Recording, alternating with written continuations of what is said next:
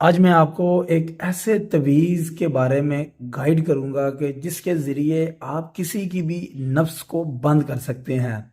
ये तवीज़ कॉमनली सफ़री इल्म में इस्तेमाल होता है, ये रूहानी इल्म का तवीज़ नहीं है। लेकिन बहुत सारे जो घरेलू लोग हैं या बहुत सारे जो घरों में इस तरह का मसला बन जाता है कि आपको वक्ती तौर पर या परमानेंटली अगर किसी की नफ्सबंदी करनी पड़ जाती है तो आप ये नक्श इस्तेमाल कर सकते हैं। वैसे तो ये अपने चैनल पे मैं आपको बताना नहीं चाहता क्योंकि मेरा चैनल है रूहानी इल्म, यानी रूहानी चीज़ों के मुतालिक मैं वहाँ पर यूट्यूब पर अपलोड करता हूँ। लेकिन मुझे किसी बंदे ने स्पेशल बार बार मैसेज करके मुझे कहा है कि भाई यार आप हमें नफ्सबंदी का एक ऐसा तवीज़ बताएं जो 100% काम करने वाला हो। तो उनकी एक खास रिक्वेस्ट से मैं आपको ये इल्म यूट्यूब के चैनल पर अपलोड करने लगा हूँ, जिसमें मैं आपको ये बताऊंगा कि आप किसी के ऊपर नफ्सबंदी वाला इल्म कैसे कर सकते हैं। तो सबसे पहले तो आपका बहुत ज़्यादा शुक्रिया कि आपने हमारी ये वीडियो देखी है और इस वीडियो को लाइक कर दें, आपकी बड़ी मेहरबानी होगी। और इसी चैनल को सब्सक्राइब कर लें ताकि आपको आने वाली बिल्कुल जो नई वीडियो है वो आपको जल्द से जल्द आपको मिल सके। नफ्सबंदी का तवीज़ आपके सामने मैं लिखूंगा, जो तवीज़ लिखूंगा उससे कैसे लिखना है उस वीडियो के एंड पर मैं आपको लाजमी दिखाऊंगा, ये सारा कुछ आपको बताने के बाद कि तवीज़ कैसे लिखते हैं। तो आपने क्या करना है, उस तवीज़ को आपने काले कपड़े में लपेटना है, यानी काले कपड़े में लपेटना है। मेरे पास इस वक्त काला कपड़ा नहीं है, वरना मैं काले कपड़े में तवीज़ को पैक करके लपेट के आपको दिखाता। उसके बाद आपने क्या करना है, जिसकी नफ्सबंदी करनी है अगर तो वो आपके घर से दूर है तो आप उसके घर के आसपास किस जगह पर छुपा सकते हैं या उसके घर के अंदर छुपा सकते हैं। या वो बंदा आपके घर के अंदर ही रहता है तो जिस कमरे में वो सोता है या वो खाता है या पीता है या रहता है उस कमरे के अंदर कहीं पर भी आप उसे छुपा दें।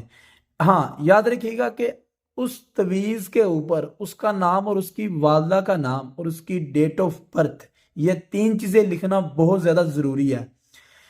हूँ जब आपने एक तवीज़ पूरा लिख लिया और आपने वो क्या कहते हैं कि उसका नाम वगैरह माँ का नाम सब लिख लिया और काले कपड़े में लपेट कर उसके कमरे के अंदर भी रख लिया, तो आपका यही सवाल है कि कितने दिनों में ये रिजल्ट आपको मिलेगा। मैं आपको कहना चाहता हूँ कि यह 7 दिनों के अंदर अंदर उसकी नफ्सबंदी को पूरी तरह कंट्रोल कर देगा। पूरा तरीकाकार तो मैंने आपको बता दिया है। अब मैं आपके सामने वो तवीज़ लिखता हूँ, जो तवीज़ बड़ा ही नफ्सबंदी का तवीज़ है वो लिखता हूँ। और इस वीडियो के नीचे अगर कोई भी आपका सवाल हुआ ना पूछने वाला तो आप मुझे कमेंट करके पूछ सकते हैं। तो चले आए इस वीडियो को, तवीज़ को मेरा मतलब कैसे लिखते हैं वो मैं आपको दिखाता हूँ।